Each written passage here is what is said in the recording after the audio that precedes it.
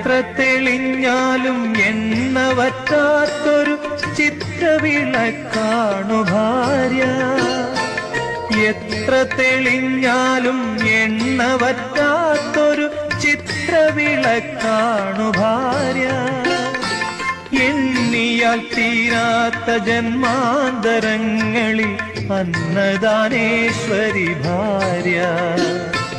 എണ്ണിയാൽ തീരാത്ത ജന്മാന്തരങ്ങളിൽ അന്നദാനേശ്വരി ഭാര്യ.